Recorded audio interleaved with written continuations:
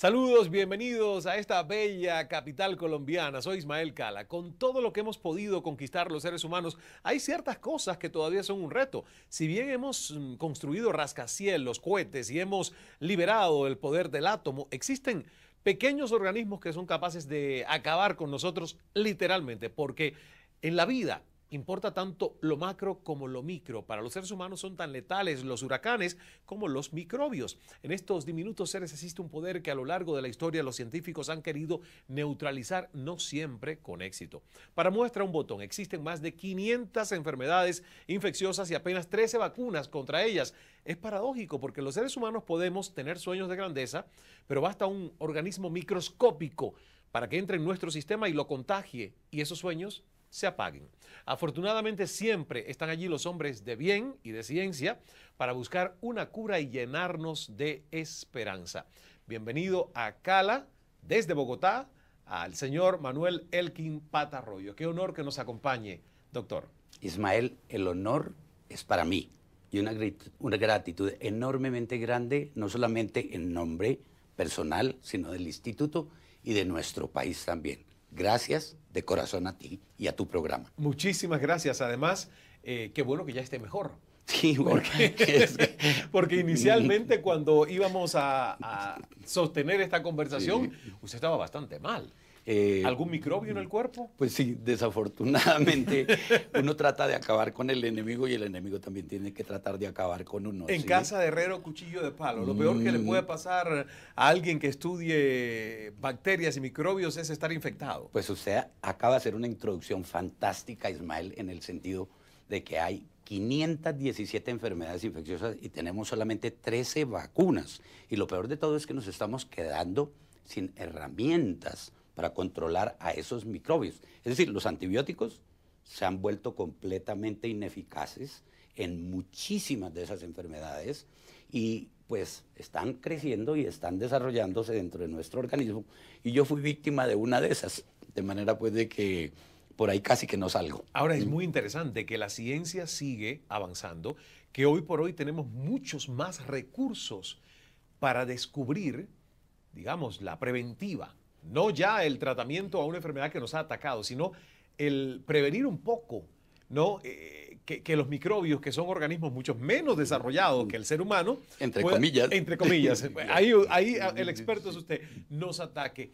¿Por qué la medicina no ha sido lo suficientemente preventiva, doctor? Ismael, el ideal de la medicina es prevenir las enfermedades. El tratamiento o la curación es ya casi una etapa secundaria. Pero entonces, ¿no es la que más importancia se le da o es opinión muy...? No. Uno debe orientar siempre todo hacia la prevención. Prevención de los accidentes, prevención de las infecciones, prevención del infarto, prevención de todas las cosas. Puesto que en esencia lo que los científicos debemos hacer es prevenir tanto el sufrimiento y disminuir el número de muertes como consecuencia de esas enfermedades. Afortunadamente, como usted lo dice muy bien, hoy en día tenemos muchas más herramientas. El crecimiento tanto de la química como de la física, de la biología molecular, de la inmunología, la microbiología, ya nos permiten tratar de atacar a esos microbios en una forma más racional y lógica.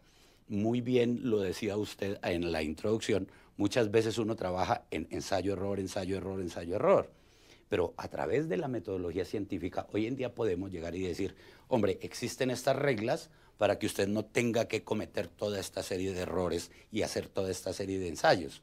Por la misma razón, nuestro instituto a lo largo de los últimos 33 años se ha dedicado a buscar esas reglas para el desarrollo de vacunas en plural, en general, contra esas 500 enfermedades infecciosas. ¿Contra las 500? Contra las 500. Yo pensé que se habían especializado, por ejemplo, en algunas de esas enfermedades, entre ellas la malaria, que usted lleva años tratando de encontrar una muy eficiente vacuna contra la malaria. Tiene usted la razón, Ismael. Lo que sucede es una cosa, es que nosotros utilizamos la malaria como enfermedad prototipo. ¿Por qué? Porque es que resulta que es una enfermedad aguda. A uno lo pica el mosquito que transmite la enfermedad y a la semana ya tiene paludismo o malaria, que es la misma cosa. Es curable, existe la quinina y acaban inclusive en estos días de darle premio, el Lasker Award, a la descubridora de la artemisinina, que es otro elemento, otro fármaco contra la malaria. Además de eso es de fácil diagnóstico, y fuera de eso, pues también existe un modelo experimental con el cual uno puede trabajar, que son unos miquitos o unos monitos que hay en el Amazonas que desarrollan la malaria igualito como la desarrolla el ser humano. Entonces nosotros tomamos la enfermedad como enfermedad prototipo para poder descubrir las reglas de juego.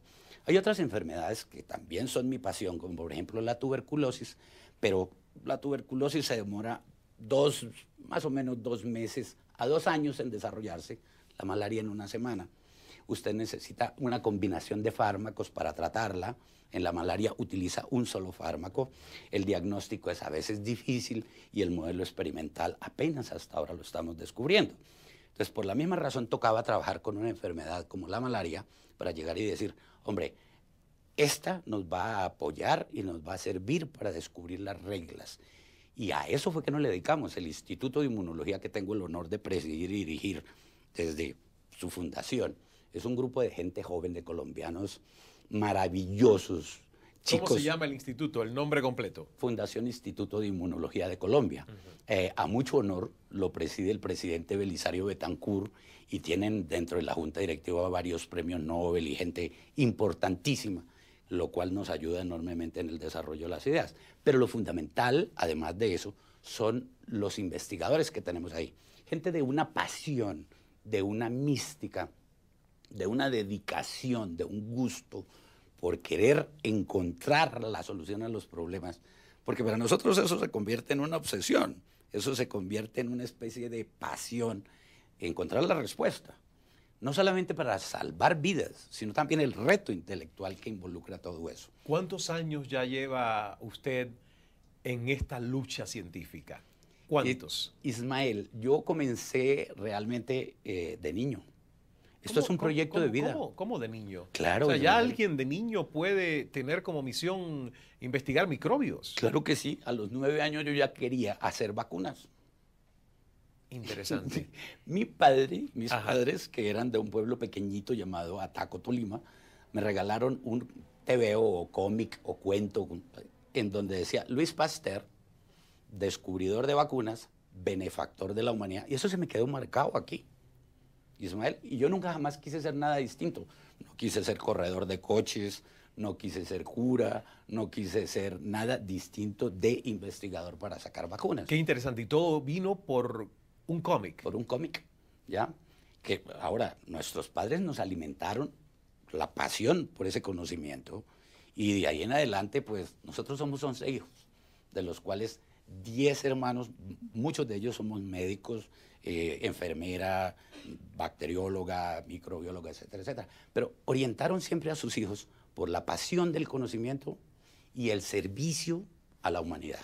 Uno se puede apasionar tanto al punto de creer haber llegado a descubrir la fórmula perfecta de una vacuna. Esta pregunta es porque en los 80 usted anunció la creación de una vacuna contra la malaria. ¿Cierto? Fue un anuncio súper revolucionario, y después resultó que el grado de efectividad de esa vacuna a lo mejor no era el que usted esperaba, ¿o no es así? ¿Cómo es la historia? Me perdonas, Ajá. Ismael. Vamos a clarificar la historia. Siempre desde el principio nosotros dijimos, no solamente por los resultados que habíamos obtenido en los monos, que la vacuna funcionaba del 30 al 40%. Nunca jamás dijimos que llegaba a funcionar al 90 o 100%. Eso lo estamos diciendo ahora, que ya estamos alcanzando esos resultados. Después de muchos años. Pues, claro. Imagínate tú, exactamente en 1987 nosotros hicimos ese anuncio, pero dijimos, va del 30 al 40%.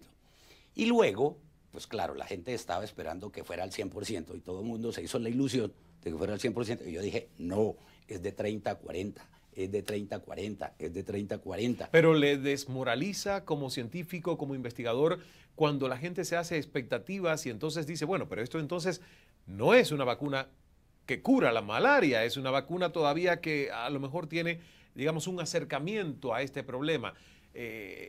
Ismael, esa es la mecánica de la ciencia.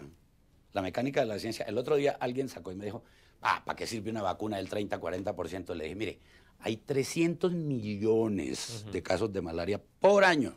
30-40% son 100 millones menos. Pero para entender, cuando hablamos de 30-40%, es que de 100 contagiados, Sí. el 30 o 40% de esos puede... No desarrollan la enfermedad. Exacto. Exacto. ¿Y cuál es entonces, doctor, la causa en que 1% no lo desarrolla y el otro sí? ¿Qué faltaba? Faltaba encontrar el resto. Para 1987, cuando nosotros hicimos estos anuncios, no se conocía todavía el genoma del parásito de la malaria. Eso se vino a describir en el año 2002. Ahora ya sabemos cuántas moléculas tiene el parásito de la malaria. Entonces, nosotros desde el puro principio dijimos, no funciona y no al 30-40, funciona y no al 30-40. No nos decepciona, porque entendemos que esa es la mecánica de la ciencia. El otro día cuando alguien te contaba, me preguntaba, bueno, 30-40%, eso no sirve para nada. Le dije, es que hay 3 millones de muertos de malaria por año. Un 30% menos es 1 millón menos. Punto 1. Punto 2.